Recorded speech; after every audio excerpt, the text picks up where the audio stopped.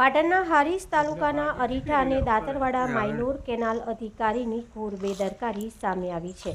બે જતી કેનાલ ઉપર ઉભરાઈ અને કેનાલ સફાઈ કરવામાં આવતી નથી તેવું પણ લોકો જણાવી રહ્યા છે। વિજય દેવાભાઈના ખેતરમાં તમાકુનું વાવેતર કરેલ છે, જે તમાકુના વાવેતરમાં કેનાલનું પાણી ઉભરાય અને ખેતર ભરાઈ ગયેલ હોય તો આ બાબતે નાયબ કાર્યપાલક ઇજનેર સરદાર સરોવર નિગમને તથા લાઇનમેનને વિજયભાઈ દેસાઈ દ્વારા 2 થી 3 વખત રજૂઆત કરવામાં આવી અને તેનો વિડીયોગ્રાફી અને ફોટા મોકલી આપ્યા। તેમ છતાં કેનાલનું ઉભરાયેલું પાણીનો પ્રવાહ ચાલુ રહેતો હોય। દેસાઈ વિજયભાઈ દેવાભાઈના ખેતરમાં પાણી ભરાઈ જતા તેઓએ વાવેતર પાકના અંદાજે રકમ 80,000થી વધુ લાખ રૂપિયાનું નુકસાન હોય તો નર્મદાની માયનોર કેનાલ ઉપર લાઇનમેનો મૂકવામાં આવ્યા છે, જે લાઇનમેનો પોતાની જવાબદારી ઉપર હાજર જોવા મળતા નથી અને અચૂક હાજરી જોવા આ બાબતે નાયબ કાર્યપાલક ઇજનેર સરદાર સરોવર નિગમના અધિકારીઓને આવી વખતે ખેડૂતોને રજૂઆત કરવામાં આવે તો રજૂઆતો નાયબ કાર્યપાલકના અધિકારીઓ રજૂઆતને ધ્યાનમાં લેવામાં આવતી નથી અને લાઇનમેનની સૂચના પણ આપવામાં આવતી નથી તો આ બાબતે કોઈ કાર્યવાહી થશે ખરા?